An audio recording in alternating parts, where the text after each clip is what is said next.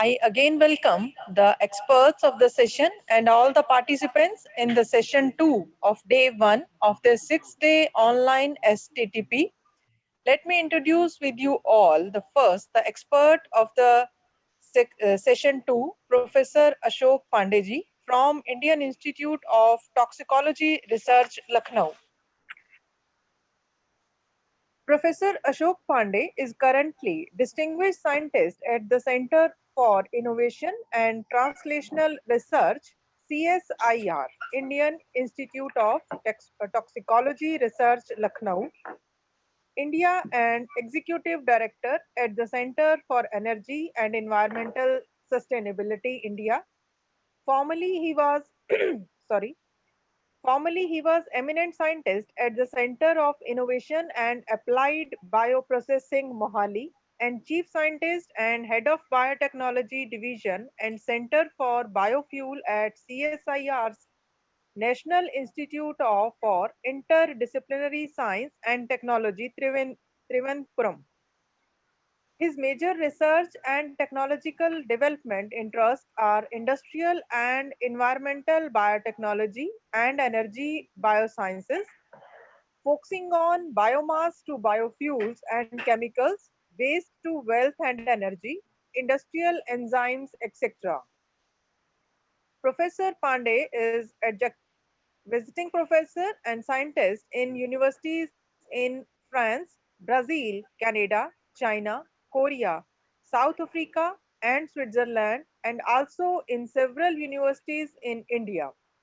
He has approximate 1450 publications, communications, which include 16 patents, 87 books, more than 700 papers and book chapters, etc., with H index of 105 and more than 48800 citations, Google Scholar.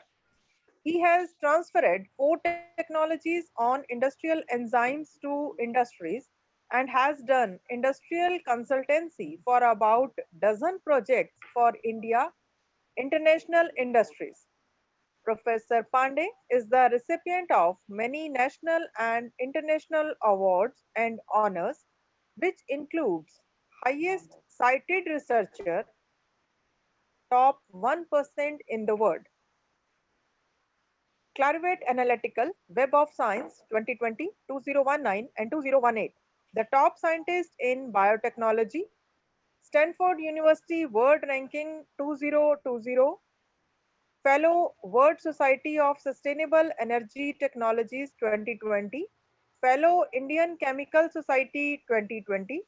Distinguished Scientist VDGOOD Professional Association India 2020.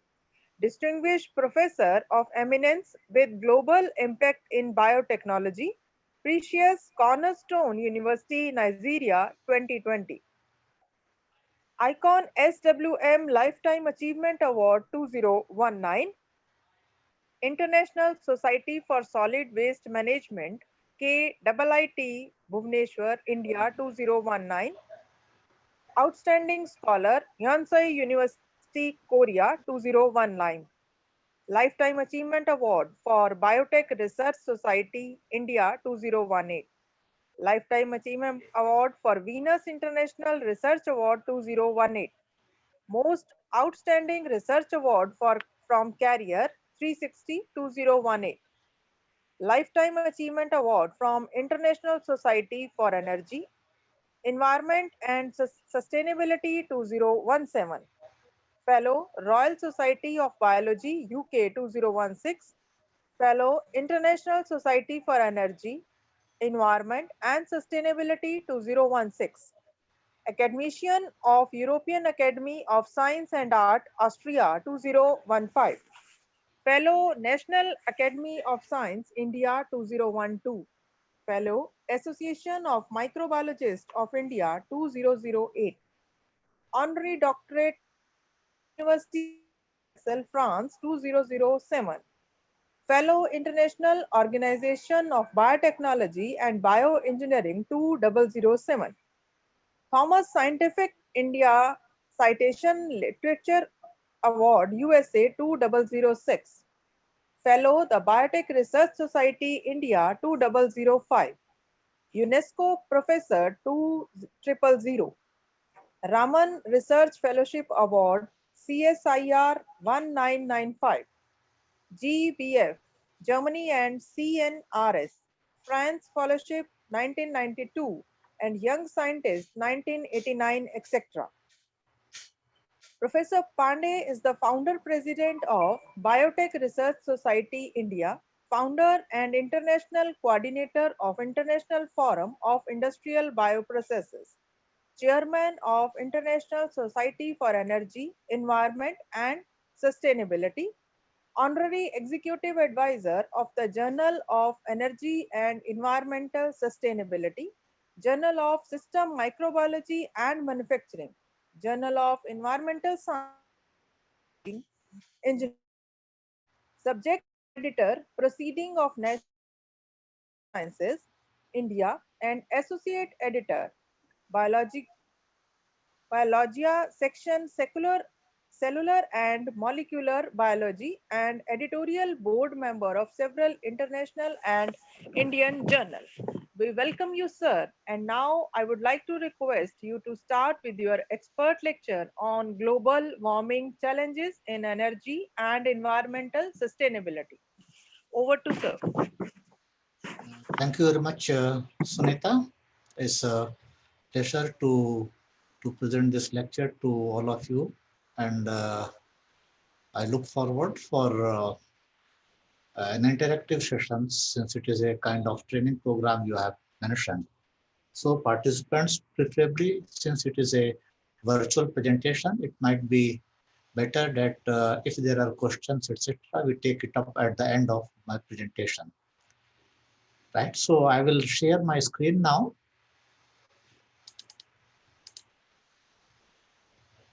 Yes, sir. You have to allow my screen sharing. It is not, you have disabled it. Okay, sir, we are doing.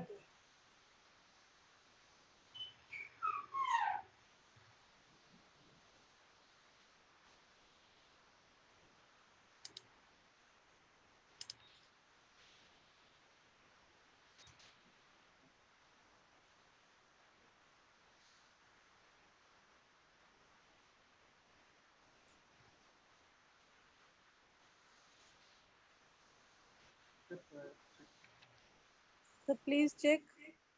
Yes.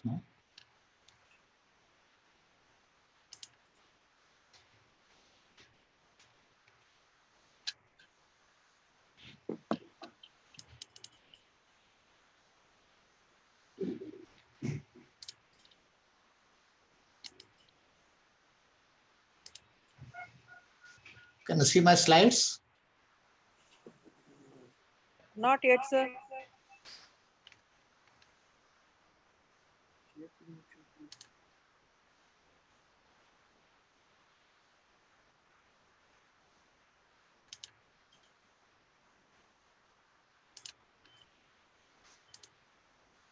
No, it still says that host disabled participant screen sharing.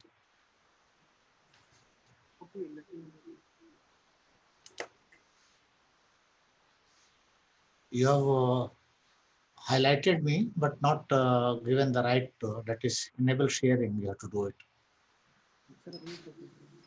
We are checking it for sir. Yeah.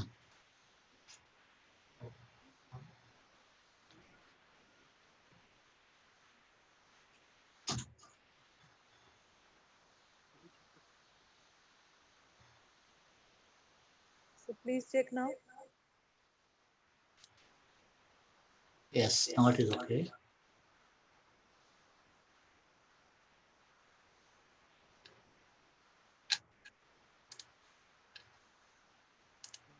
So can you see my slide now? Yes, sir. You can see it now? Yes, sir. Okay, thank you. Very good. So good morning, everyone. I am going to talk to you about global warming. As you see the title of presentation, Global Warming Challenges in Energy and Environmental Sustainability. This is an aspect of human society which is impacting every living individual organism on this planet, whether it is a mankind, whether it is aquatic life animals, whether it is a microbial fauna and flora, or whether it is a plant life. So this is we all keep talking about that, particularly the academic people, and for that matter, even a common person. Every day we start talking about it's very hot today, it's raining very heavily, it is not raining heavily, it is very cold today, this year there is no winter, and so on. No? Of course, we tend to complain more rather than looking at the positive aspect of any climatic conditions. So in this lecture, what I'm going to talk to you is very briefly talk to you about my institutes, that is CSR, Indian Institute of Toxicology Research, where I'm currently working, and then also about the National Institute for Interdisciplinary Science and Technology at Tiruvananthapuram, where I was working for almost 30 years. And then will introduce to the topic of climate change, particularly giving much more detail about carbon dioxide, which is being considered as villain in climate change forefront. I'll give you some examples of global changes, climate change, and its impact. Very recent, very visible and very disturbing examples. And then also we'll give you similar examples what is happening about India. So you would understand and you'd appreciate that this climate change, environment, and energy, they are interlinked and they cannot be considered in isolation. So we normally give reasoning of energy, whether it is a production way or demand and its application. We give energy as the major cause for environmental impact, and also in turn impacting the climate or causing the changes, negative changes in the climate. So I'll talk about global energy scenario, and also then come to briefly talk about the Indian energy scenario. And then finally, in the last part, we'll briefly talk to you about energy production and consumption with climate change. And then we draw some conclusion and put perspective, right? So this is a CSR map of India, Council of Scientific and Industrial Research, considered as the prime scientific research organization for foundational research or basic research, and then also to implement it for not only explore but also exploitation. Although we can keep talking about the second part, which has been not strong enough in different institutes in CSIR. There has been many reasons. So as you can see that there are 38 laboratories of CSIR spread into different parts of the country, and each of the laboratory has, or each of the institute has very specific charter. The, the basic idea is to not avoid major overlap, in particular on national mission mode projects or programs of uh, international and national relevance.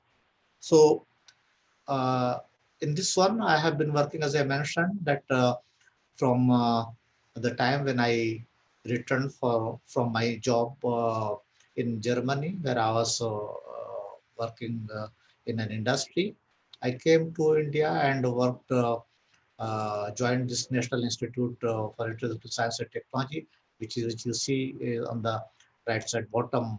This is the main building of the institute, and this is one of the very active and eminent institute among the 38 institutes of the CSIR, and has been in forefront in very basic and foundational research, as well as on application-oriented research yeah, from various uh, uh, classification organizations in India and within CSR and outside CSR. We have been ranked, this institute has been ranked as number 1, 2, or 3, and different aspects during different periods of time. Then in a little more than 3 years before, I moved to this institute, that is a Industrial Toxicology Research, Indian Institute of Toxicology Research, Earlier, it was known as Industrial Toxicology Research Center, but this kind of institutes, including the lab at Tirunantapura, which was called Regional Research Laboratory, all of them, these had been renamed in 2005, giving them Indian Institute name or National Institute name. So this in this institute, it is primarily on toxicology, but it deals strongly with foundational research, and work is on services as well as services and testing. And thereafter, it is one of the again institute which is on forefront on societal mission mode projects and program. So in this institute, a little more than 3 years before, 4 years before, a new center has been established called the Center for Innovation and Translational Research. And this center is meant for a kind of a bridge between academic research and industrial research. So the center does not have any focus on basic research, on basic research, but it is only meant for uh, kind of providing opportunities for industry for various kind of collaboration, which could be in different modes, including IPR collaboration, facility collaboration, and so on. So I'm primarily mentoring this center since little more than 3 years when I joined this institute in Lucknow. So now moving to the main topic of our presentation is about climate change. And as I mentioned that we start talking about the carbon dioxide we considered as a villain when we talk about climate change or changing weather, environment, etc., etc. So if you look at the carbon dioxide, which is considered as the main cause of global warming, we can see that what is the kind of contribution carbon dioxide or overall greenhouse gases, primarily carbon dioxide, methane, and nitrous oxide, they contribute. But if you look at the contribution of carbon dioxide, it is substantially high when you compare with the methane or nitrous oxide. However, if you look at in 20 years time, the last uh, line, when we compare the potential of carbon dioxide, which is taking us one-fold, then the increase for methane is approximately 56-fold, and that too for nitrous oxide is 280-fold. Now, you have to keep in mind the entire focus of the world is on carbon dioxide, and we need to keep in mind that the increase in content of methane and nitrous oxide are quite hazardous for health. While carbon dioxide has its own impact, primarily for increase in temperature, the impact of methane and nitrous oxide are also very harmful and very worrying. So, taking the increase of carbon dioxide, as you can see that is approximately 144% during little more than 165 years, 265 years, sorry, and so is methane 256% and nitrous oxide. But then right side pie chart, if you see that according to data of 2016, carbon dioxide alone is contributing for more than 55% in global warming. And if you look at emission that which are the sectors, etc. So as you can see that essentially it is the electricity production, which is the major cause, 73% for the release of carbon dioxide production. In fact, electricity generation and cement industry, these are the two major causes of carbon dioxide generation all over the world. Considering this, some of the very advanced countries, which includes Australia as well, and most of the Western Europe countries, they have stopped cement plant in their countries because cement plants have not only huge emission of carbon dioxide, but also it impacts the workers' health very badly. Whatever precaution, whatever safety gears we use, is still impact. It has impact on not only on the health but also on the nearby uh, plant plant areas. So several other activities are mentioned here. That is cement production, as you can see, that is has come down very drastically, primarily because the most of the plants have moved out. Uh, uh, so the whole focus has gone on then carbon dioxide. That is how we have been talking about. So also looking at that, which are the countries in the world uh, which are responsible for production of such huge quantity of carbon dioxide. So as you can see that China tops the list with 9.9 gigaton, and the US is on 5.2 gigaton. Uh, South Korea, I have listed South Korea as well here because it's one of the good examples that how there has been national effort in controlling. Of course, no, it also includes closure of a cement plant, but also many other national level initiative taken by the government, and it has substantially come down.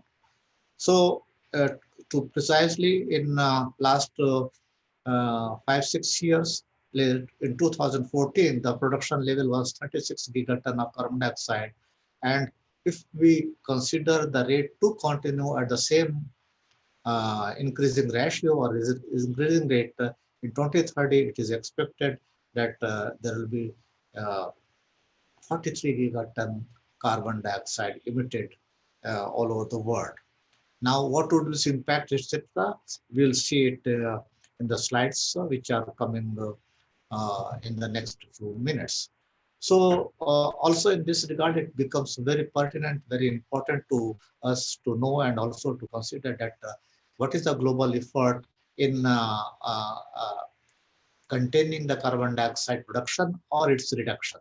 So, some of you might be knowing, those who have interest, that for the first time in 1997 in Kyoto, in Japan, the what you call Convention of Treaties started to discuss about changing climate and also the environmental impact it is causing. And it was even that time considered that carbon dioxide is one of the main reason which is impacting the environment so negatively. So the discussion is started, and that how to control rising temperature, in turn how to control carbon dioxide emission. That became the main theme of discussion of large number of countries which gathered in Kyoto. The discussions continued, and 2004 it appeared that the first signature will be signed.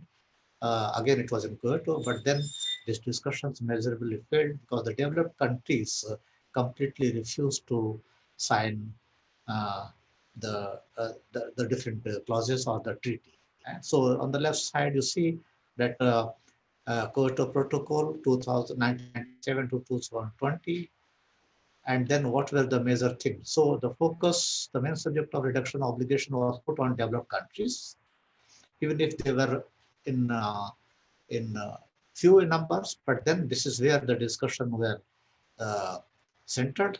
And then reduction activity and performance. Now this is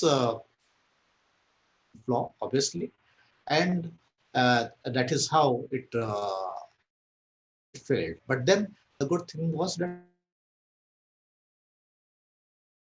and finally, in 2015, the historic one, what we call is the East, and three countries finally signed this treaty, and this treaty has eco-capitalism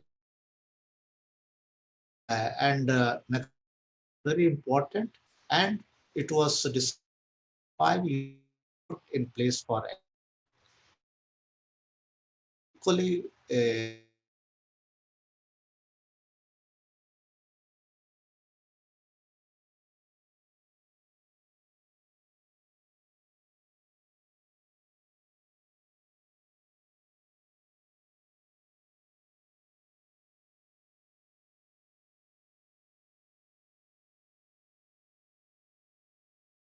debt reduction obligation, developed countries as well as developing countries, and then the approach was bottom up approach, and then enforcement was made as mandatory, and it has the legal the teeth, and if a country fails to comply with its obligation, it is possible to implicate it in international court, and there are several other ways. We know it, so-called the sanctions, etc., by UN and other countries. This is one of the way today to contain any country's mischief or misbehavior. So, so what has been there that even till a few years, or still some people keep changing and keep talking.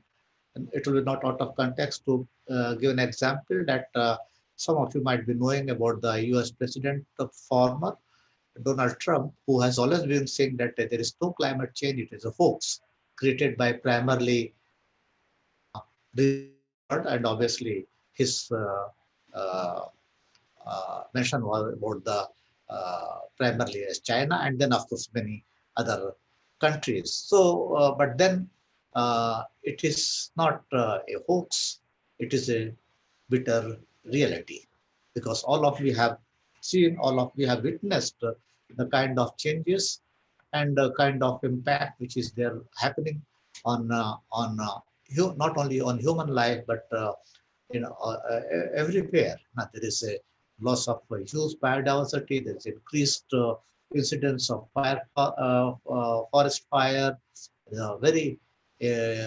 unpredictable and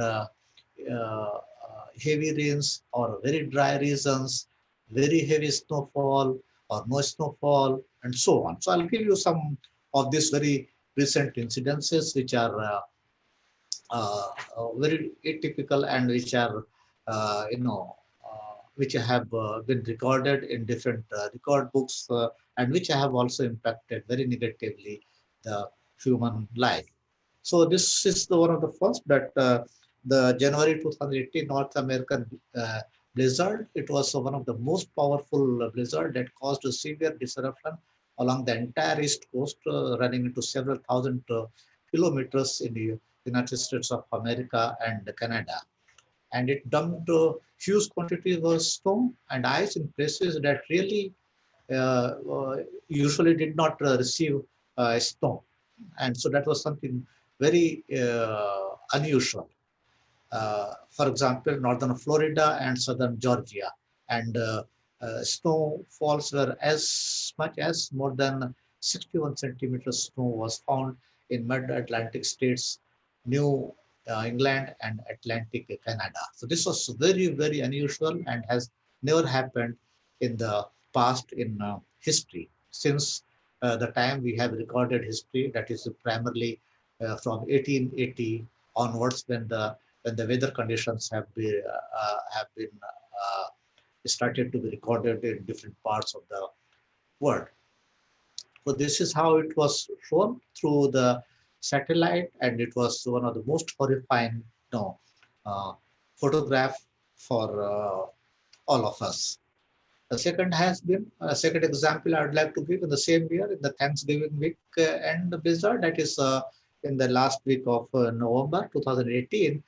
It was again one of the very, very unprecedented and very heavy storm which has uprooted thousands of trees and brought lot of rains and very heavy intensity, like very heavy monsoon, what we call, and also it also has impacted the cities and villages completely. Uh, you know, Removing the completely destroying the uh, uh, long and very strong bridges, bringing floods, etc. It was so very, very damaging and recorded as one of the most damaging storm blizzard which was there in the areas which is shown in this map. So thereafter, simultaneously in the middle of year 2018, because this has been one of the very unusual year. We keep getting unusual, situation and incidences uh, in all the time from 2018, from 19. Also, I'll give some example. 2020 has been very unusual year. I'll come to that later. So in extreme weather conditions in the entire Europe, primarily in the Central and West Europe, so this year all around the European peninsula, extreme weather phenomena altered the ordinary life and habits of millions of Europeans during summer time. Starting from Northern Europe throughout Scandinavia, many areas in Norway, Sweden, and Finland hit all-time high temperatures. It was so high that it very negatively impacted the melting of snow, and some of the smaller glaciers completely disappeared, and the most prominent glaciers also had faced very difficult you know, condition, in the sense the melting of snow was so high that it very negatively then impacts the overall climate and the water and temperature. Everything is impacted very negatively. So aquatic condition, as I mentioned, it was a record heat, and probably several of you might be knowing that the number of death which was happening in the forest of wild animals, and so also of the elderly or the weaker people in European countries was substantially high. And precipitation, the rains are so heavy and so unprecedented that in countries like Germany and France, and so also in the Middle East countries which had never achieved any rains in past 100 or 125 years, the very heavy precipitations. So this is what I'm trying to show you on the map. As you can see that the summer conditions in Europe was so bad, and it is not the only the Europe which is the center of such conditions. As I mentioned to you, the Middle East was so, and also we had similar conditions in many Asian countries.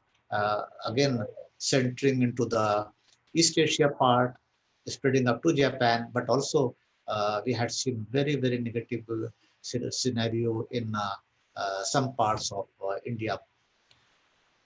So then this is a very recent static. Now I'm giving you 2020 data. So there has been always a question that is lightning striking the Arctic more, because this is where there is a major snow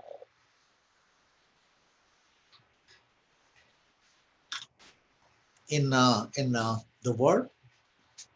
So this is Arctic lightning rising. As you can see that 2010, 2020, this is one of the most recent report from uh, Nature. As you can see, this is published on 19th December.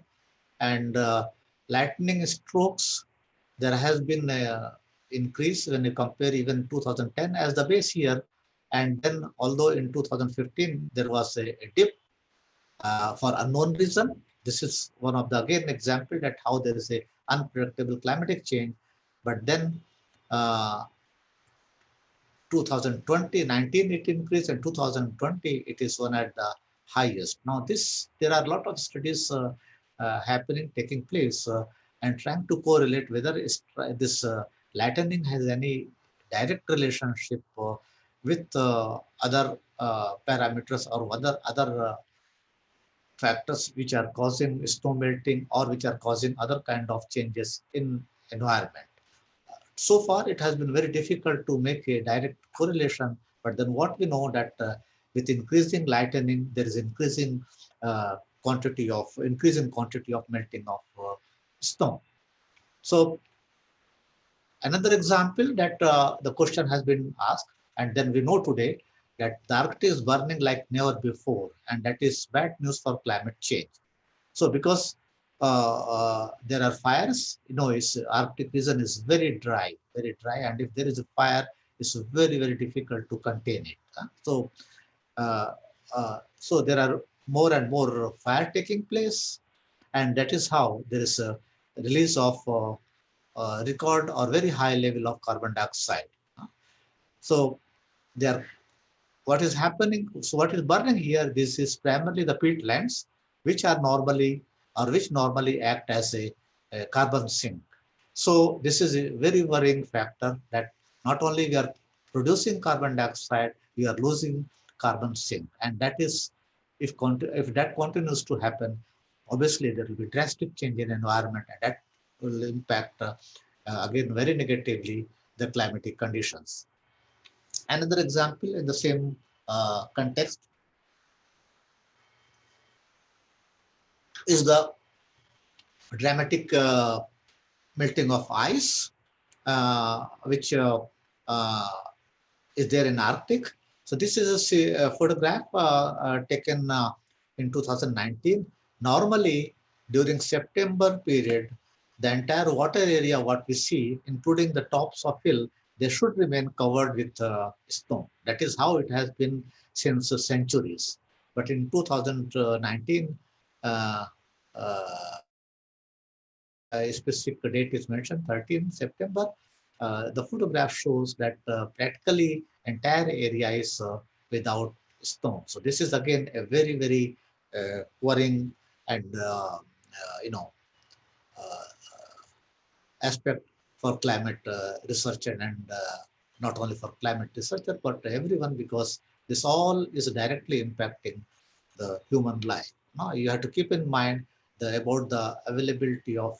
I would not be able to discuss everything in detail, but then related parameters are about water and melting of ice in an unprecedented manner, and melting of glaciers in unprecedented manner is what we know is directly related with the availability of fresh waters at the river, because we know that the fresh water availability is quite limited, and it is in a way related with the rains and then the snowfall all over the world. So another example is there about we are talking about climate change and primarily the Arctic region. So this is very again the history book to one of the post warring day, June 13, 2019, meltdown because in Greenland lost 2 billion tons of ice in just one day. That was 13th of June. So the background information is given that normally the melt season starts on May 26th, like in Bombay, like in Kerala, for example, there is a June 1 as a set date for a start of rains. June 7 is the set date of start of rains, that's monsoon season in Mumbai, and so on. So May 26 is the date which is normally considered as a date for start of melting of snow. But then in 2019, the snow started to melt on April 30 itself, which is the second earliest known so far since more than 4 decades. So the mass loss has increased manifold since last 40 years, which is very again very clear evidence that there is a more ice melt, and this is again causing loss of snow or ice, which would definitely impact negatively the availability of fresh water in different parts of the world. So again, this is a very interesting example. Uh, the data is from 2019 again, that glaciers are disappearing. I have been talking to you, giving Arctic example. Now it is just in our country or our neighborhood. Uh, neighborhood. So as you see that since last 45 years or 44 years when this study was published, approximately 28% ice on Himalayas has melted, and 800 million people in these neighboring countries, primarily India, China, Nepal, and Bhutan, who rely seasonal runoff from Himalaya glaciers for irrigation, hydropower, and drinking water would be likely hit very badly by the shrinking glaciers. And we know it is just not because when you talk of India, we know that we primarily depend still on for irrigation and drinking water, hydropower, etc., river water, and rivers which originate from Himalayas or those regions are the primary lifeline for India. Ganga is one of the major example, but then many others are there. So we are losing approximately 7.5 billion tons of ice every year. This is very, very, you know, uh, worrying, and that means there is a loss of approximately 45 centimeters of ice each year since 2000, since the year 2000. Uh, 2000. But also, what is there that the rate of this loss is almost double since last 20 years. So these are very important and very negative point for, and obviously directly related with climate change. While most of us do not bother about that, but I can tell you, particularly, I hope that most of the participants are young participants. It will not take even just 30 years that India will not have drinking water for its population. It will not take even 20 years, even not 20 years, when Punjab will not have water for irrigation, for crop cultivation, 10% than what we have today. Just even 2040, 10% water will not be available in Punjab for irrigation. I'll give you some more examples. So we need to understand, or we just hear what is the most sad part. I say sad because I'm going to tell you about the so-called educated people that who have university knowledge, or in particular those who have studied science, and much more so those who have studied energy, environment, or any biological sciences. Those who are agriculture scientists, agriculture engineer, and food technologists, food scientists, and so on. We all are surrounded by them and big claims. But even we feel that it is not we who are responsible, or we have nothing to do with the climate change. It is some other people who have to worry. Politicians feel that they have to keep talking, and it is the scientists who have to give solution. And scientists feel that they can just give some data, but it is everyone who is responsible for this climate change. I'll give example that each of us sitting in this uh, different locations attending this lecture, it's how each of us is responsible for this climate change in our own country. Forget about any other. So this is very worrying situation about the glaciers in Himalayas. This is how you can see that 2016-17, very clear photograph is shown here. So 17-18, you can see that how much glacier losses are there, and from 18-19 compared to this one, this is substantially high. So uh, uh, these all losses when you do the I will their statistical analysis, they are all very significant to hugely significant. So some examples about changing climatic conditions, environment, impact in India. Many of you might be remembering that the rainfall which was there uh, in Kerala a couple of years ago. So normally during the rainy season, which is now only for 2.5 months left out in regular monsoon left out in Kerala. So during those approximately 75 days, there are approximately 2,000 millimeters snowfall that is considered as normal. I must tell you, I can share with you that in 1987, when I reached to Kerala, there were rains approximately 9 to 10 months in a year. That was the time. It was not monsoon, but that is how the weather used to be in Kerala. And that is how probably you might have seen that every Keralite when goes out will carry a small umbrella. Umbrella are most common, and particularly the elderly people still carry an umbrella, or for that matter, most of the even students carry a small umbrella in there. Because after rains, the sunshine is very irritating, very sharp, and that is how it is in Kerala. So whether it is raining or whether it is a sun, normally people use an umbrella. So from those 8 to 10 months, rains, not monsoon rain, I must recall it, monsoon rains were there in the southeast monsoon, southwest monsoon during the that is June and August time, regular monsoon, and then we have what you call winter rains, which was there in the month of October. So it has 2015 when I left Kerala, the rains were only during this time and also very, very less.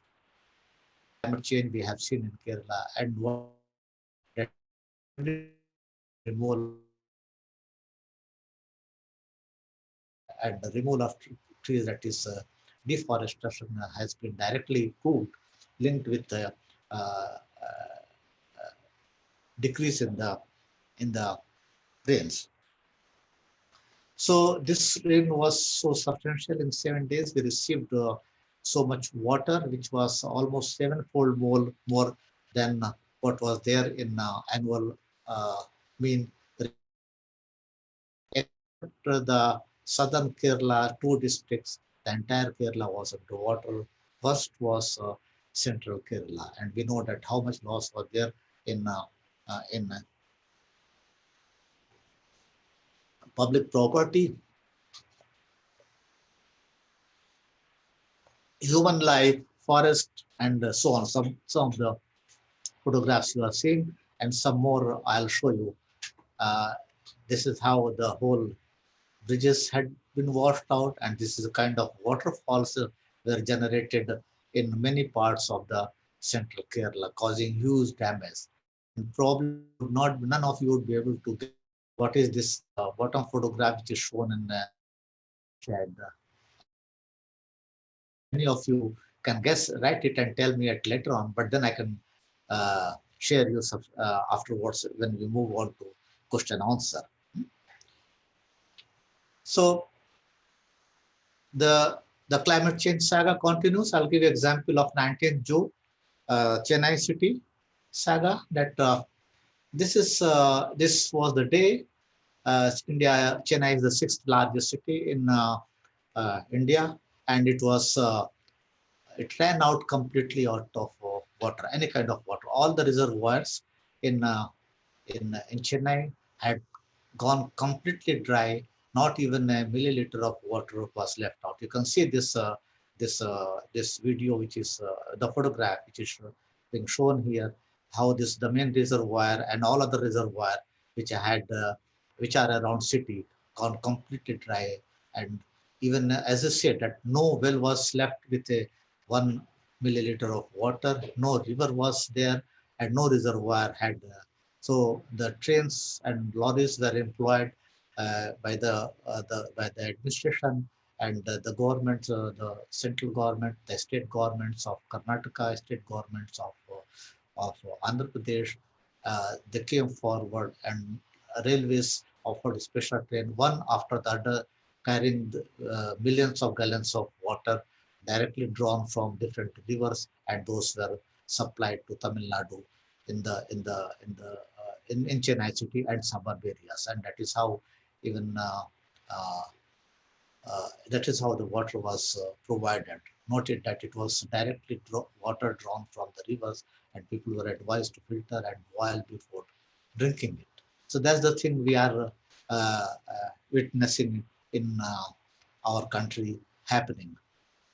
In context of water, it will not be very different, um, unusual that I talk to you about little bit water, although I'm not going to water again, as I'll keep talking about those things. So water stress in our country, as you can see that uh, India is one of the worst water stress countries. There are 17 countries in the world which have been considered as the worst water stress country, and India ranks number 13 in that list.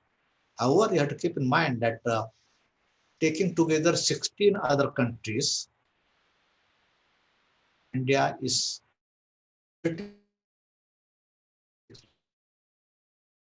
take of those 16 countries, multiply by 3, still India's alone water stress is more than those 16 countries. So we know that it is one of the very, very difficult situation, and drinking water has been one of the, not drinking water, safe water has been one of the major issues for our countries. And we know that even the big cities, even Delhi, for example, during summer faces very severe uh, water crisis.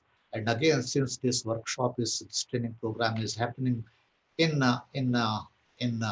Punjab, uh, those who are related with the farmers' families, or even if you are not related, you must keep in mind that Punjab is facing one of the worst water crises. And if everyone, every person does not start thinking about it and does not consider himself and herself as one of the stakeholder, Punjab is going to face very, very, very severe water crisis for every purpose, not only for drinking purpose, primarily for agriculture purpose, because we know that Punjab, Haryana, and Western Uttar Pradesh are the feeder states in India. The grain cultivation, we change the scenario by adopting green revolution, by using the uh, water and inorganic fertilizer for crop cultivation, and that is how the country changed from a begging bowl country to exporting bowl country, thanks to the farmers of Punjab and Haryana and Western Uttar Pradesh. But we have to keep also in this regard one point in mind, that there had been some very important scientific point we missed out in that green revolution, and the impact we are facing today. What were those points? That uh, we were not told to not use excessively the inorganic fertilizers, and we were also not told to not use excessive water. And also the third point, which is important, that we should follow the natural growth cycle. We must go with the nature. Punjab is not built for cultivating rice. We have to keep in mind.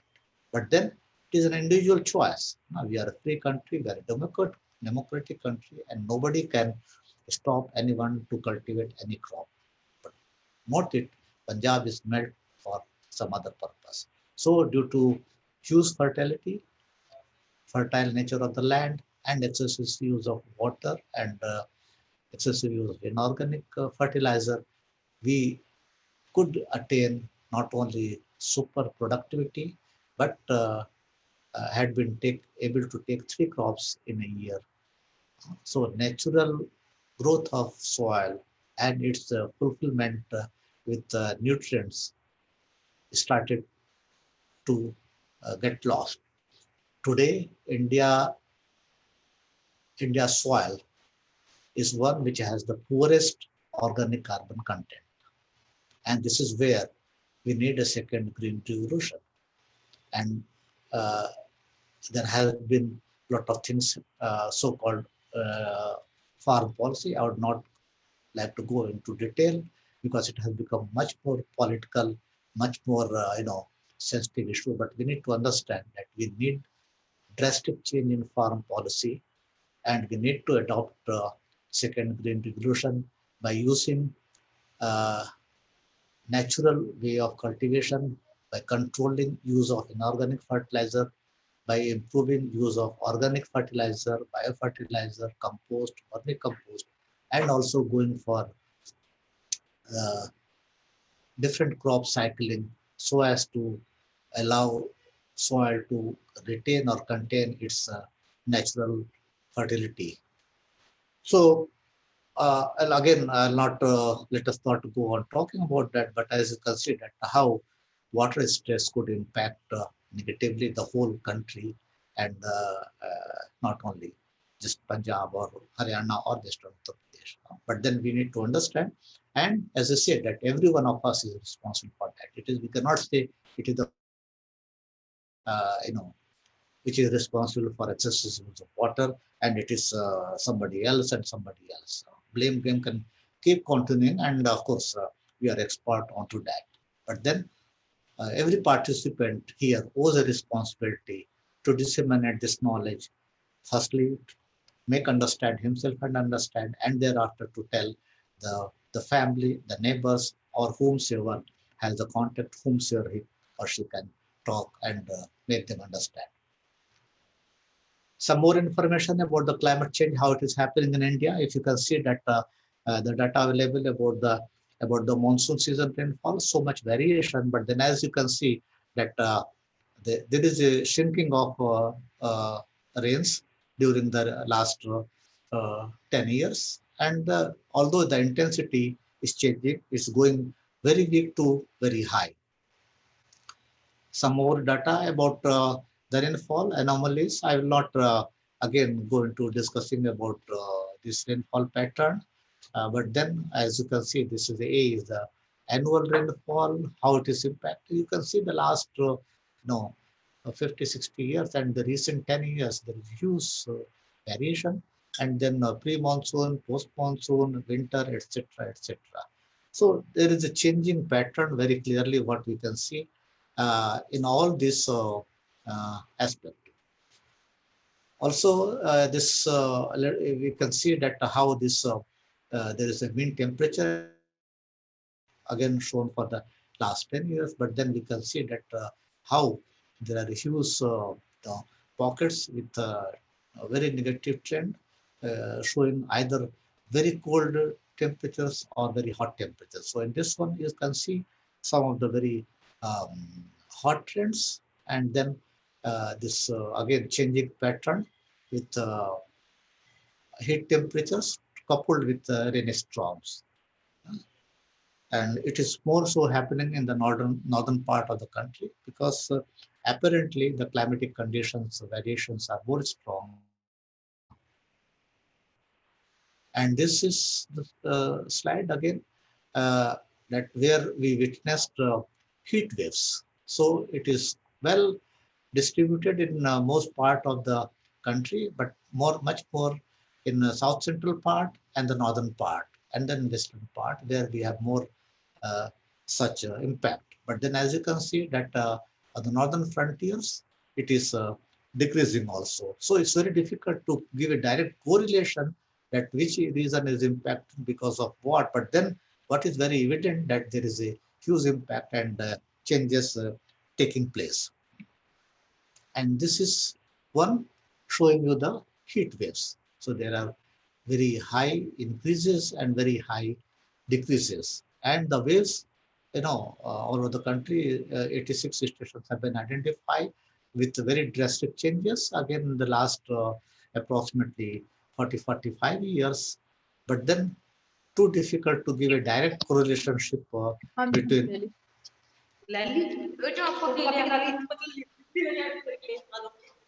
Photocopy भी कराइए जो ਤੁਸੀਂ ਅਫਸੋਸ ਬਹੁਤ ਜ਼ਿਆਦਾ ਅਫਸੋਸ please put your please mute yourself. ਬਹੁਤ ਹੀ ਜ਼ਿਆਦਾ ਅਫਸੋਸ ਦੇ Please mute yourself, everyone.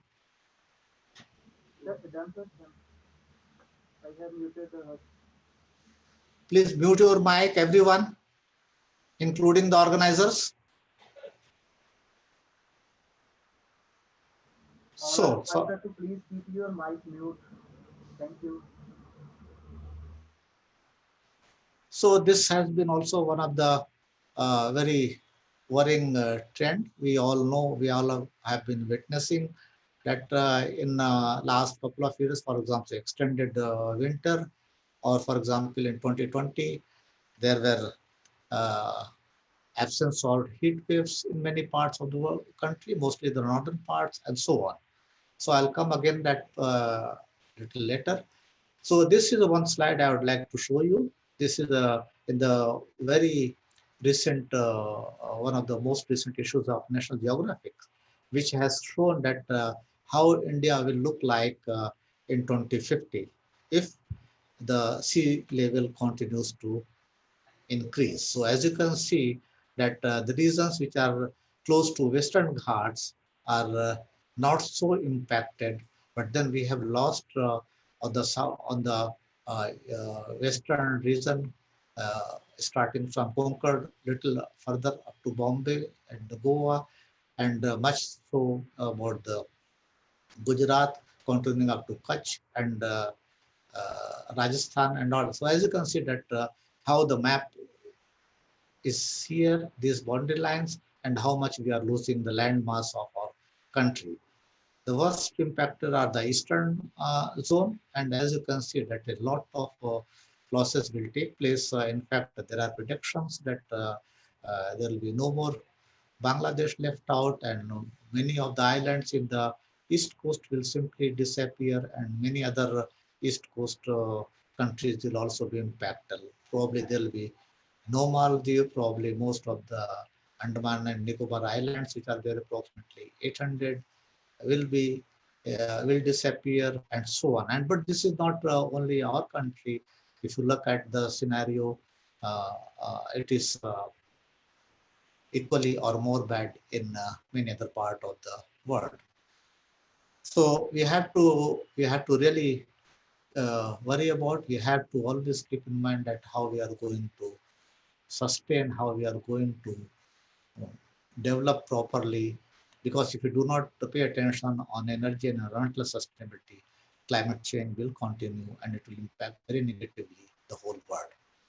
So world energy scenario, if you look at, because I have been always talking to you energy related one. So because climate change is directly to the energy production and utilization. So world energy scenario, if you look at that uh,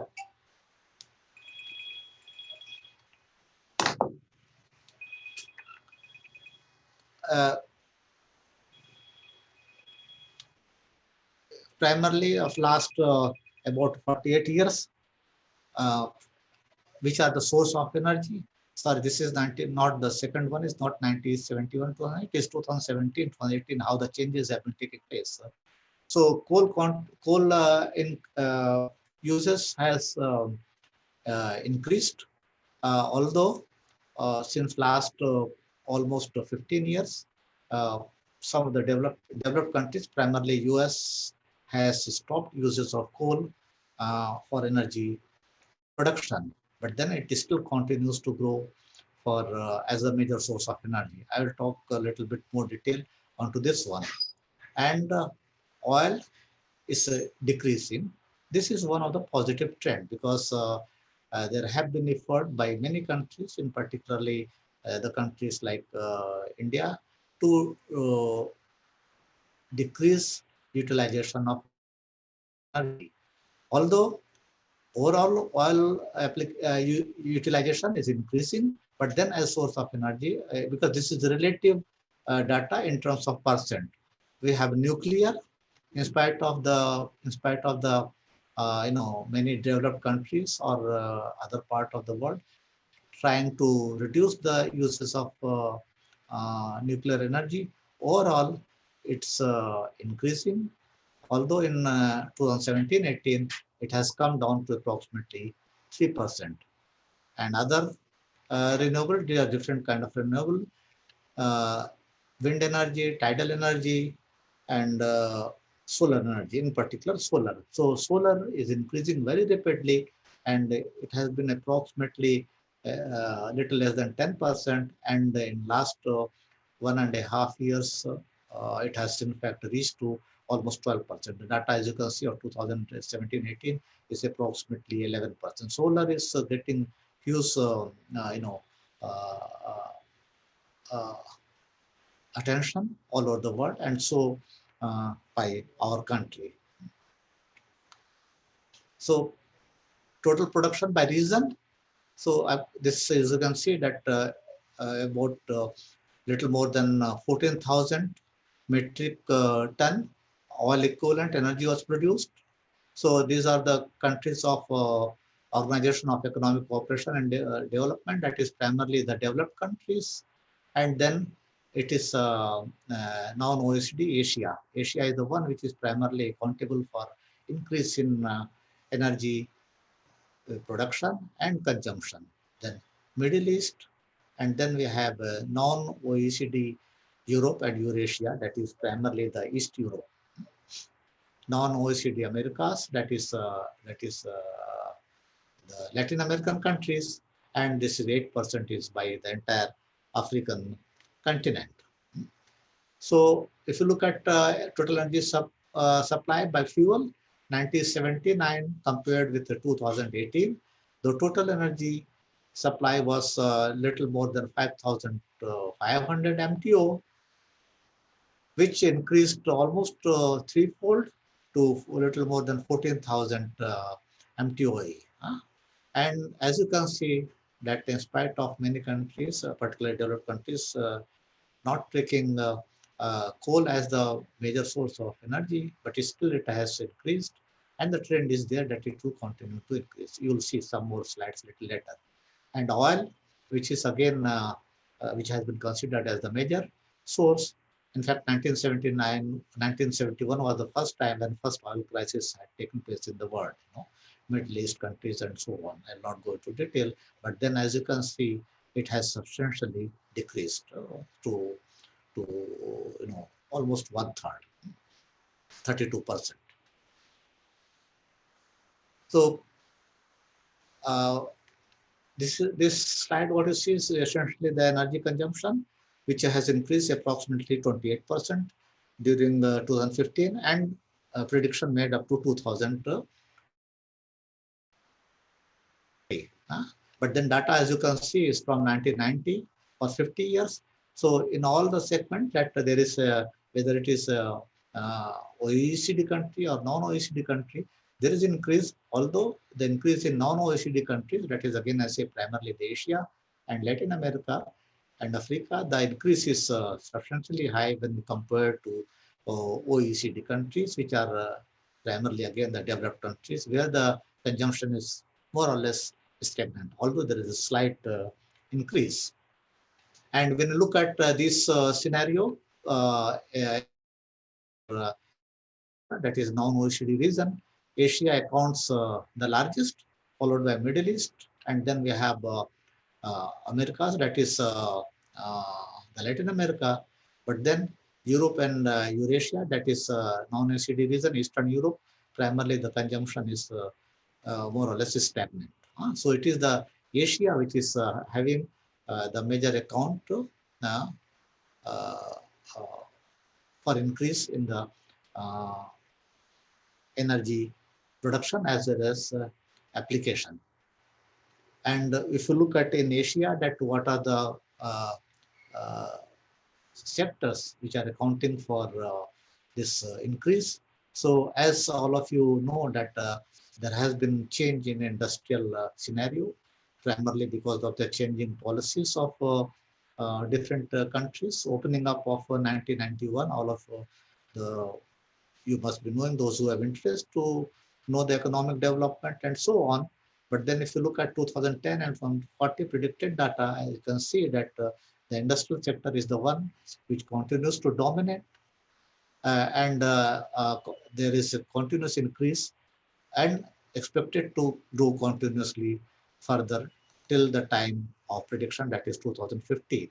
And the second one is the transport sector, and there is a slight increase, but then expected to continue even at the same pace, all over the world, primarily non-OECD Asia.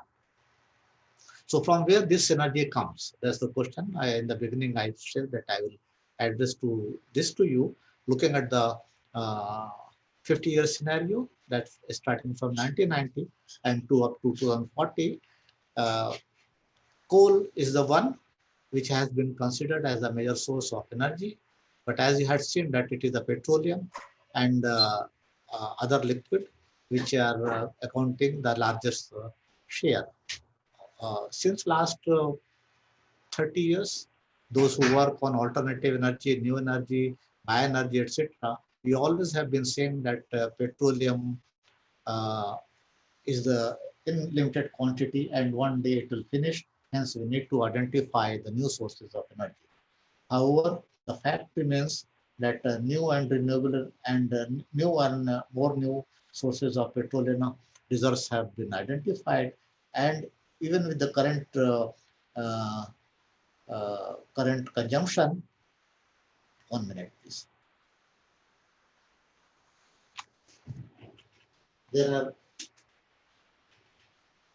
are differences in prediction But there are some predictions quite reliable by the international studies that oil reserves are still there for up to 100 years and so on. And same has been talked about coal, that coal.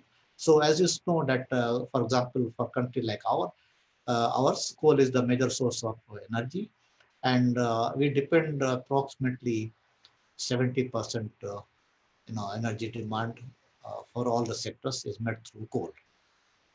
Now when talk of so coal consumption, as you can see in this chart, it has slightly increased to a plateau and slight decrease is there. Is this slight decrease is essentially because, as I said to you, that US has stopped using coal because the reasons are different, and every country is sovereign and it has the uh, right to make the national energy policy and so on. So huge reserves of gas have been found since late 90s in US, and US is using, because those gas reserves once identified, once the well is dug, it is necessary and mandatory to use that gas. Otherwise, it has to be burned. It cannot be left into environment. So since the use gas reserves have been identified and found, the gas has become as the primary source of energy, and US has stopped using coal, keeping that coal for the future as a reserve source of energy. So it's exporting also the those gases, natural gas, and that is where you can see that there is a continuous increase because the gas export is there to a large number of countries by US and many other countries, including India, for example. Gas reserves have been found and is being utilized uh, so much. Those who have, you know, um, some interest, or those who know about the what is fuel use and how do we get in cooking gas in our country or in our home, must be knowing that 10 years before or 20 years before, how difficult it was there to get a gas cylinder or to book a new gas. But today we know is that how easy it has become to get a gas cylinder, and with a proper identity, anybody can get a new connection. So it is a continuous increasing, availability of natural gas and uh, production of different kind of other renewable gases, fuel, which is there in many parts of the world. The nuclear, as I mentioned, at the bottom, which is uh, banned in many countries, and there are more fear and more politics involved in nuclear energy. Everyone wants to use nuclear energy because this is the most safe and most reliable, source of energy, and this is where the even the cost is very low, recurring cost. The capital cost are very high, but the safety and political reasons are there about the nuclear energy, and so is in our country. In fact, in our country, we are the least educated people in terms of practical application of knowledge. We go by this, uh, I'll take 1 minute out from this scientific presentation and talk to you about the so-called NGO, non-government organization, as we read the abbreviation. But more than 98 or 99% NGOs in our country are non-growth organizations. They hamper the growth because they just need a point to get them into limelight, and they do not understand about the science and the scientific theories and the facts and its implication on implementation of such programs. A typical example is the uh, genetically modified crop. Another very specific example in this regard is BT brinjal. That you might be knowing that two-third crop of BT brinjal in our country comes from the eastern part, primarily West Bengal and Bihar.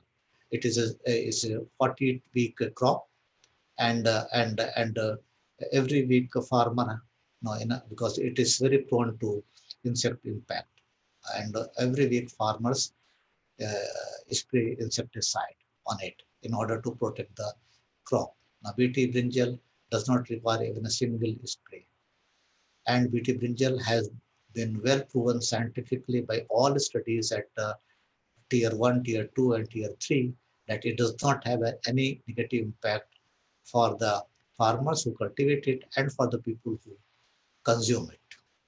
But then the least educated people having degree and high education along in NGO, in collaboration with the politician, ensure that the BT brinjal is not put into place for production in our country. And so that is how we hamper the growth.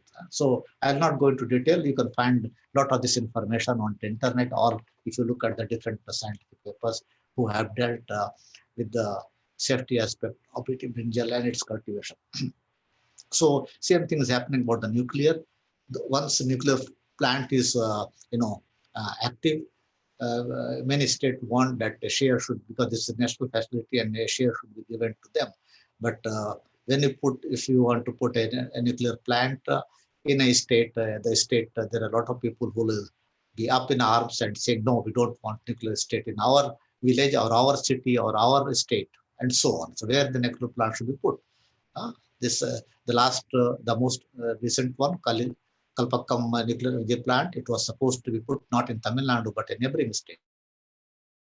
Every politician, every n number of NGO came up that we don't want nuclear plant in our state. Once this nuclear plant was put, it became active. The same state demanded that it should be given this much percent of electricity because originally it was conceived to be put in that state. How funny. But anyway, so nuclear energy is the one which in my perspective is the one of the major, avenues to fulfill the global demand and without impacting. It does not have zero impact on the environment, but it has not, which we have because of other kind of energy sources, primarily coal and petroleum gases. So renewables are the big hopes, in particularly solar and bioenergy. And bioenergy has major, role to play when you talk of, decrease in carbon dioxide content, because the most practical way of decreasing carbon dioxide emission into environment is to control the emission through the transport fuel, which is petroleum, and it has been proven, it is very well known that if we can contain reduction through this, we will be able to, India would be well able to meet its national commitment of reducing 30% reduction from 2005 level of greenhouse gases emission by 2030.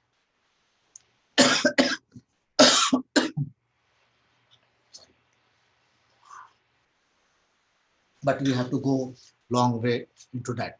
Its technical feasibility is very well proven. So what we infer from those slides, that use of all fuels except coal goes throughout. Petroleum and other liquid remain the largest source of energy, and natural gas is the world's fastest growing fossil fuel. In this regard, it will not be very out of context to also share with you that as even if the coal continues to be the major source of energy for us, accounting for almost 2/3, the quality of coal in India is poor to very poor. In fact, it is predicted that we have coal reserve for meeting energy demand up to next 200 years.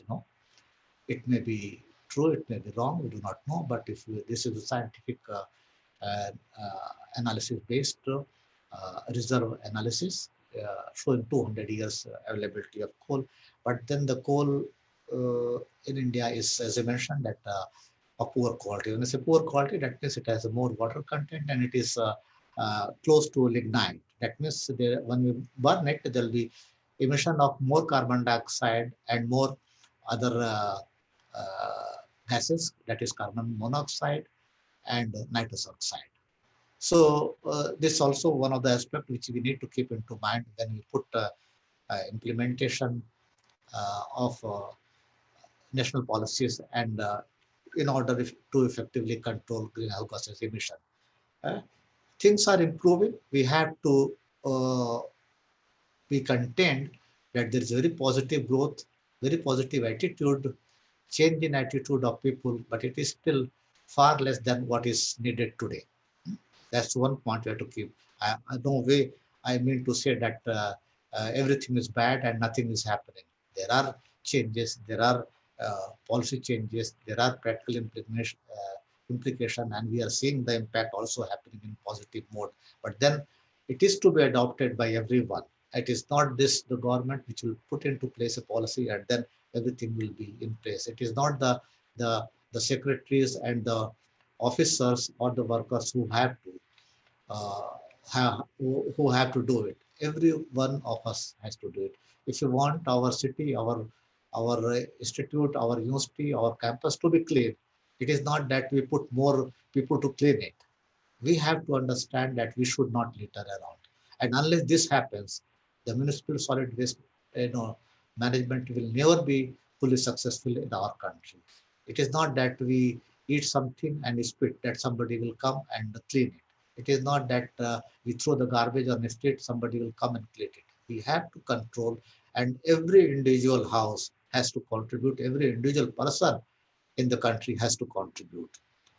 This is one of the most important aspects if you want us to be called developed. It is not that we have big cars, big streets, and big infrastructure built, ACs and all that. These are the primary required civic sense, are the primary feature for a nation to be called uh, civilized or developed. So specifically now I'll give you some example about Indian energy scenario. So as I mentioned that coal is the major source, accounting for uh, major source of energy. And also I'll give you some very specific examples that what are the carbon dioxide, which is considered as a main point for our country. So what are the annual carbon dioxide emissions? Giving an example from 1800, uh, from 1800, even if some part of the world data are available for 1750, primarily it is the 1880, from where the reliable data are available for this kind of climatic change or parameters. So as you can see, this starts here, and for the first, almost 80 years and so, there has not been much change.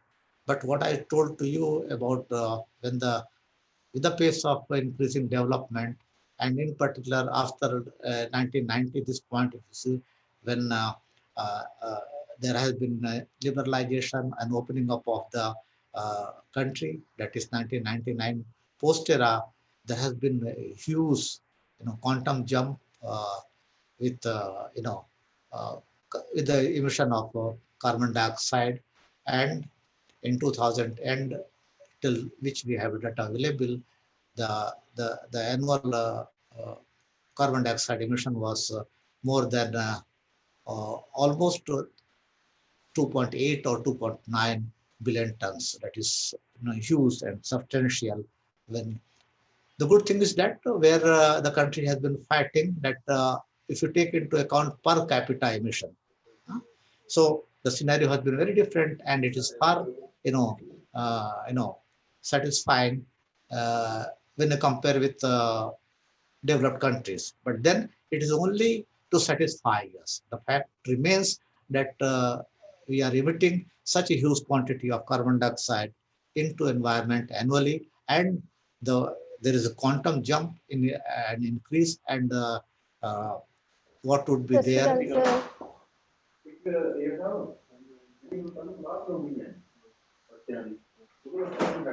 I request organizers also to keep their mic muted, please. It's not good. It's not very polite for you to not follow the same rule.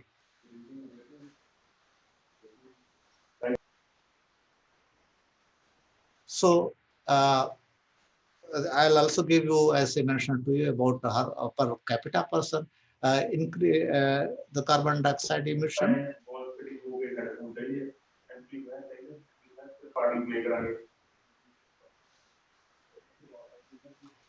Please put your mic off, otherwise I'll stop my presentation. All participants are requested to please keep your mic muted. Otherwise, I will expel that particular participant. Please take it on serious note. So taking into entire population into account, each of us, as I had mentioned, that every one of us is a stakeholder and every one of us is responsible for this climate change. So as you can see, every individual in this country, in our country, is responsible for emission of carbon dioxide, and it is more than 1.8 ton every year. So it's a huge quantity, and one should not think that I am not responsible for emitting any carbon dioxide, because it is just not the breathe what we take. It is for everything which accounts for an individual, one person into the entire nation, which accounts the fossil fuel we are burning, which takes into account the cement production which is happening. Uh, Although in this one land use is not included, that for other kind of application where we are using the carbon sink, etc., is not included. Otherwise, it will further increase. 1.8 ton is a substantial quantity. Every one of us here in this lecture, just imagine that how much carbon dioxide they're contributing. So it's only a stigma of mind that we are not doing anything and we are coming by bicycle, or we are not, we are using generator, or we have just a small car and nothing else we are doing. Everyone is contributing, and then everyone has to share the responsibility to reduce it. Some more facts about the carbon dioxide, that how it is changing year on year change, the emission is changing. So as you can see, there's again, it has not been very drastic, but from 1990, there has been huge change. And in last, uh, particularly last 10 years, there has been huge peak happening to, there has been peak with increases and decreases. And there is a dip uh, in 2019, and then to the data are not available to this one, but individual analysis has been made. There has been substantial dip in 2020, in particular, which was because of the lockdown happening.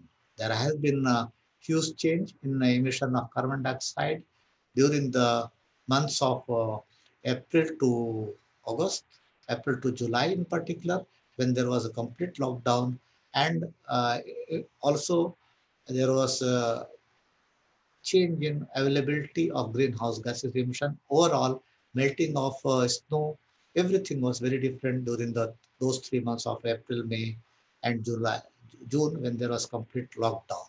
The air quality, all of us know, had improved substantially good, and so on, because the industries had been put down, the production was minimal, and then the climate change happening because of the vehicular pollution was practically, less than 10%. So again, that how much carbon dioxide cumulative data we have produced, India has produced so far.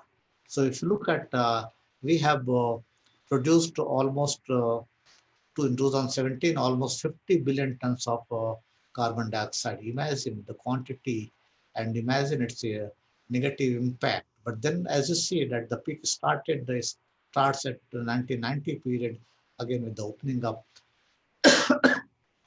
But then the idea is not that we stop it. The idea should be, how do we control it? How do we reduce it? And this is where there are policies in place, but then its implementation is up to us. If you look at consumption-based accounting, that how do emissions compare when we adjust for trade, in particular the carbon credit, which is one of the very important aspect for global treaty, what we call the one which was signed and implemented at Katowice in Poland, finally on 18 December 2019. That is how from January 2020, this treaty has been put into place. The Paris Convention, which I mentioned to you, signed in 2015, and 5-year time was given for its implementation to start, and that is where carbon credit has a huge impact. So if you look at consumption-based carbon dioxide emission and annual carbon dioxide emission, there is a huge gap. And in order to fulfill our international commitment or commitment made under the treaty, it is necessary that we control or we, you know, fulfill this gap, reducing this gap to a zero level, linking it with directly consumption-based carbon dioxide emission.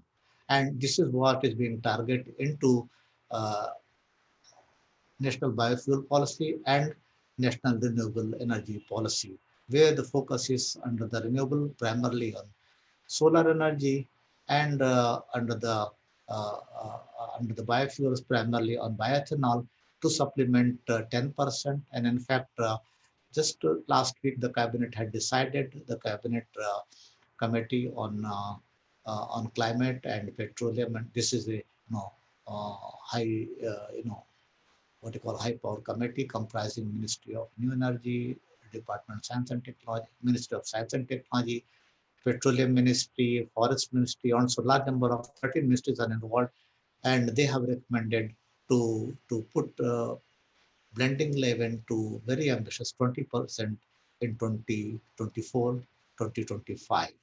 That is a very ambitious target. Vis-a-vis, you have to keep in mind that so far till 2019, the blending was only what we could achieve was maximum 3.13% because ethanol is not available for blending with petrol. We need to produce ethanol from alternative resources, producing it indigenously. You have to keep in mind that when National Biofuel was announced and we were importing ethanol primarily from Brazil, which is the largest ethanol producing country. Brazilian companies thinking that now India will import huge quantity of ethanol from them. They have no other source to get it. They increased their ethanol prices substantially. With the result, the oil companies did not import it because there is artificial ethanol price put by the government, making it equivalent to molasses ethanol, which is a very wrong policy. No way you can compare production cost of ethanol from molasses equivalent to the cost of ethanol produced from uh, lignocellulosic biomass. Those of you who have been working in this area, you know that how many additional process steps are there. And if you want to bring sustainable techno-economic feasibility for biofuel program in this country, which will have environmental sustainability, which will have social sustainability. Uh, uh, in the sense, it will bring a lot of additional revenue for small farmers because 65%, 70% farmers in India are small farmers, and if they get additional revenue for their crop residues, which is burnt or which does not find a suitable application, their economic condition will improve. We also know that if we use 600 million metric ton of this surplus availability of agro residues for making ethanol or putting agro biomass-based biorefinery, there will be generation of a lot of new jobs. So revenues to farmers, revenues for new jobs, it brings social sustainability. And then we bring environmental sustainability by blending this ethanol with the petrol, 10% or 20%, whatever, we they will be getting a lot of carbon credit and carbon dioxide emission, environment, control greenhouse gases emission. So it is just not only just for fulfilling the global or international commitment, but it is also for the people, population at large, our own population, for us only. So we need to, uh, remove this gap by different policy implementation and technological developments. For share of again some more information. This is where India is there. As we are accountable for almost 7% emission at the moment in global emission of carbon dioxide. Again, as I had mentioned in the beginning, we took the point that our population is much more large than this 6%. So this also should be taken into consideration as one of the criteria when we do this policy development for international emission. And effectively, it has some consideration. So which are the sectors responsible, what way, I will not go into detail again for India. So let us now I'll move to the last part of my presentation, that energy production and consumption vis-a-vis climate change. So I'm sure you all uh, would understand and will not have any doubt that there is a direct relationship on energy, environment, sustainability, and climate change. So climate change is the most serious issue threatening human, aquatic, and plant life globally. We all are seeing it, and temperatures are rising, drought and wildfires are occurring more frequently. Rainfall patterns are shifting from mild to very huge, and glaciers and snow are melting in increasing quantities, and sea level is rising. Now, this is one of the important aspects. When I talk of sea level, if you look at NOAA 2019 report, and in fact, all the report that International Panel on Climate Change report has emphasized, and all this national and international uh, reports talk about that during the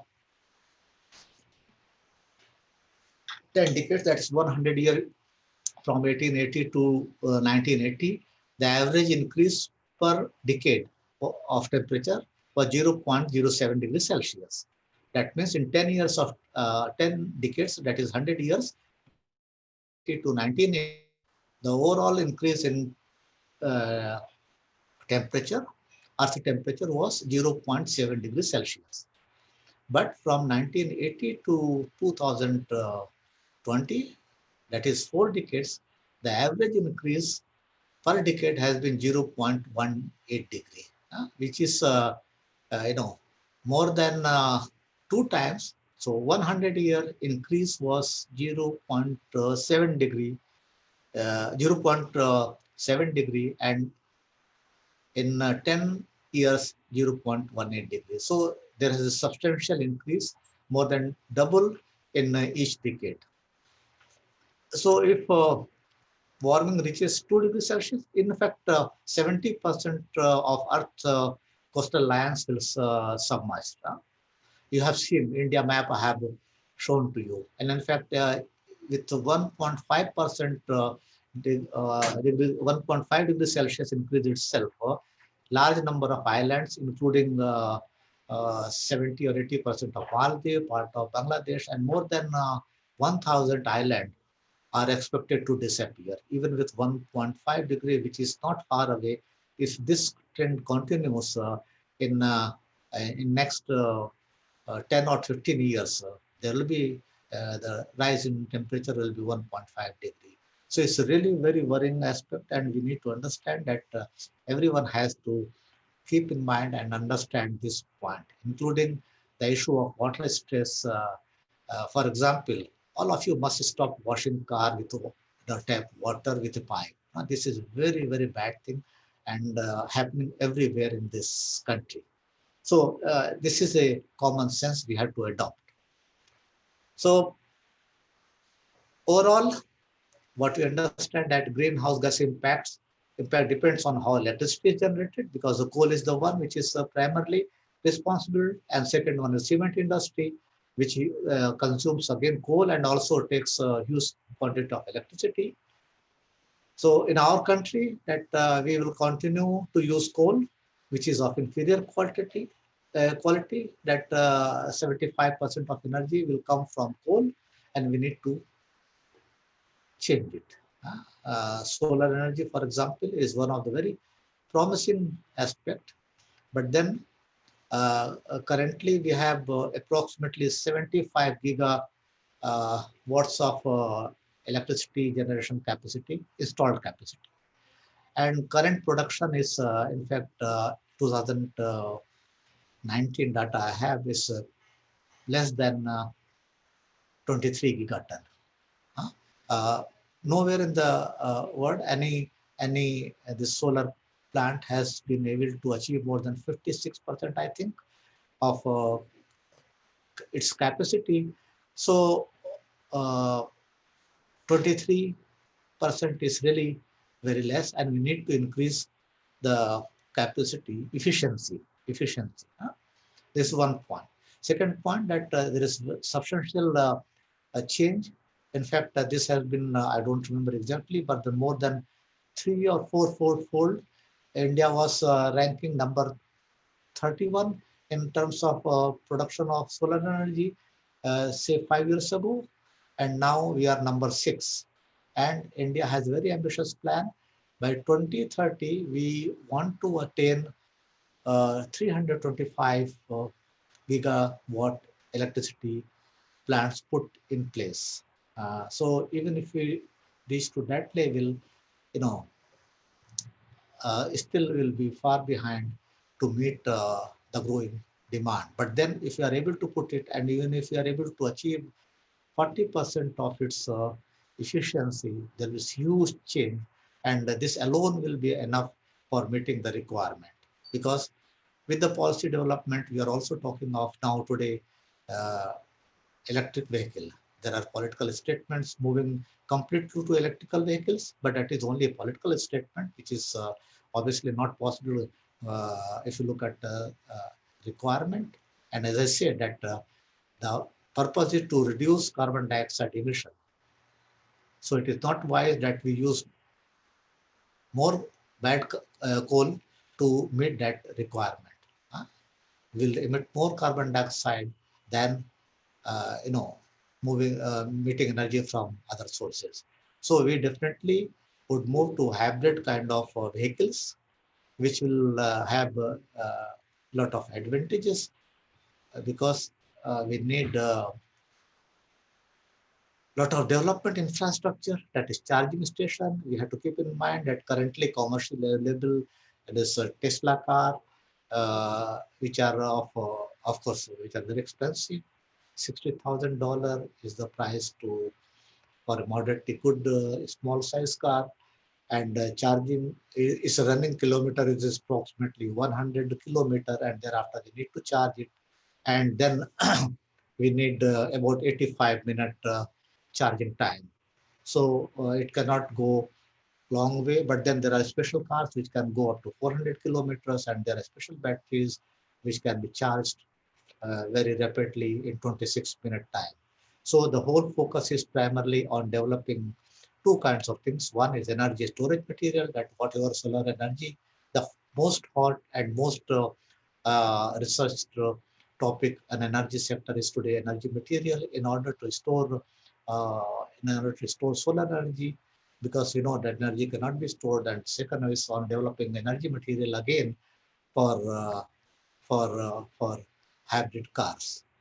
So equally important is development of electrode.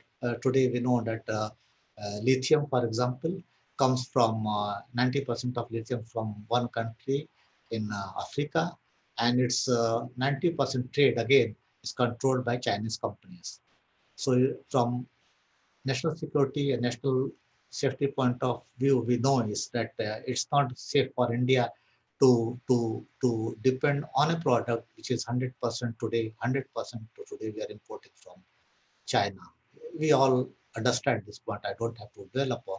So from policy point of view, uh, uh, for to reduce vehicular product carbon dioxide emission, it's good to use electric vehicle, but then it is going to be hybrid vehicle, and then we need to look alternative avenues, renewable energy, to meet this additional energy requirement for these vehicles, not by burning coal or bad quality of coal. So another point, those who have direct relevance or an interest into this area is also keep into mind that it is not only that carbon dioxide is a bad guy or those NOx and SOx, but also we have to keep into mind that fluorinated gases whose order of magnitude is several fold high than the carbon dioxide alone for causing greenhouse impact. So to conclude that we know that climate change is a reality. There is no doubt. Even if some countries still or some people still keep debating about that whether it is a reality. So uh, so bottom line is that carbon dioxide is a global pollutant that cannot be locally contained. If India alone makes a policy, if US alone makes a policy, and neighboring countries all over the world does not make, then it will not have major impact, because carbon dioxide is the atmosphere, and atmosphere has no political boundaries of a nation. Second point, that modern living is part of the problem. So we cannot say that go back to olden era, olden, and use bullock cart, or don't use big cars, or don't use those kind of modern equipment which require electricity. Don't modernize your kitchen. Those things have no meaning. Everybody wants these have in fact become the need, and thereafter, if we have economic condition, why not to have comfort? So modern living is a part of life, and it should not be considered as a problem. Even if it is a problem, we have to accept that everybody has a right to have better living material life. So this should not be seen as a problem and should not be put as a accusing finger. And in fact, this was the one which was very strongly said by developing countries for developed countries, that you use so many liters of petrol, you use so many electricity and all that compared to our population. No, we have better economic conditions, so we'll use it. No, you have money, you also buy it. Who is stopping it? So currently, what is very clearly known, that developing countries contribute a large share of pollution, but then this has been accepted that this is at one point this was the scenario for those countries which are today called developed countries, the Europe, the Western countries, the United States of America. There was a time that they had also similar situation, say 100 years or 50 years ago, but today, by virtue of their hard work, by virtue of their ethics, by virtue of their civil sense, their virtue of their honesty, they have become developed countries. So till a point we reach that point, we would continue to do that, those countries which are called developing countries, and it has been accepted in the international, policy document. So as I had told, that for some climate change is still hypothetical, but actually if you look at all this, it is not a hypothetical, it is a reality. So finally, what we need is superhuman sacrifice. It should not tell that it, or let the industry people do it. It requires individuals' contribution. If you want to feel good by saying the word sacrifice, you and I, or I and you can say so, but then everyone has to contribute, and global efforts are necessary to combat the climate change, uh, for sustainable energy, for sustainable environment, and to make them as sustainable practices in order to contain the harm which is being made, or to not further damage this climate, which might make very survival of any life, or particularly human life, very difficult or impossible on this planet. So with this, I conclude my presentation with my thanks to all of you for your attention to this. And if there are some questions or any point you want me to elaborate, I'll be happy to do so. Thank you, sir. Participants can ask their question in the chat box. Yes, any question from participants?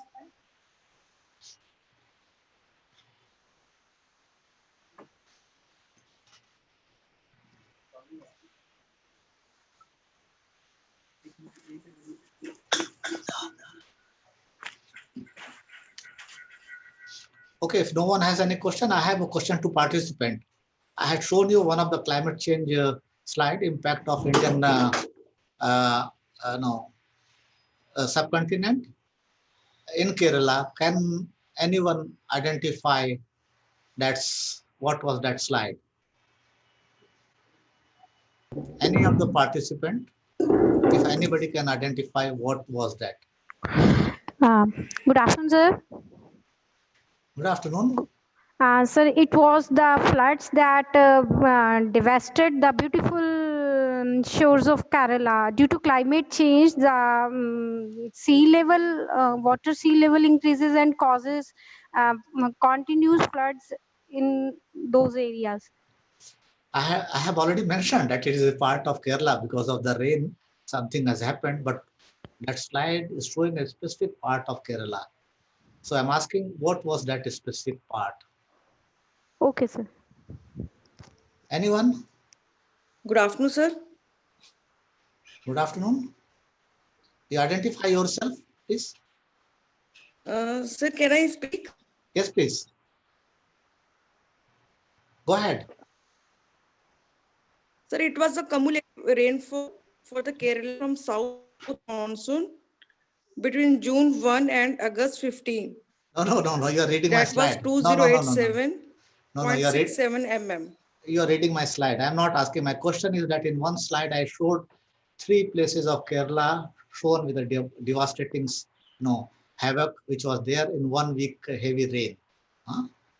So the 2 slides I had told what they are. The third slide, which has a green impact, I had not shown. Huh?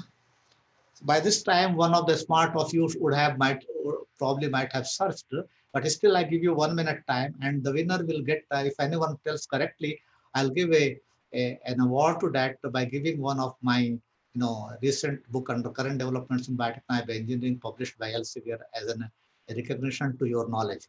So you have 50 seconds left out now. Anyone who can tell.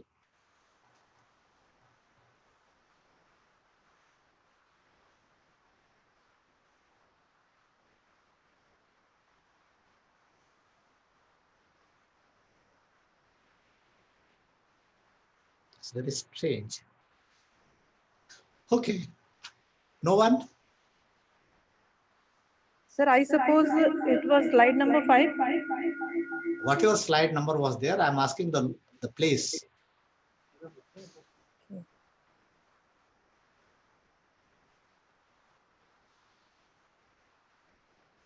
Okay, so the time is over. So it is Cochin Airport, which was submerged anything between 6 feet to 26 feet underwater. And airport was closed for 31 days. And after 31 days, it was opened. And then it took another 15 days to do the safety testing of the runway and so on. So you can imagine how the airport was looking like. Okay, so now if anyone has any question, please ask me. Otherwise, we are. So any participant, if you have any question, you can ask, please. Okay, thank you, sir. Thank you so much for sparing your valuable time and also for sharing your expert knowledge with all of us. Sir आपका lecture सुनते समय ऐसा लग रहा था मानो ज्ञान का सागर बह निकला हो. Thank you so much, sir. Again, thanks a lot. And thanks everyone. I'm really Thank you. feeling blessed after hearing from you on this important topic. Thank you so much, sir. Thank you. Thank you.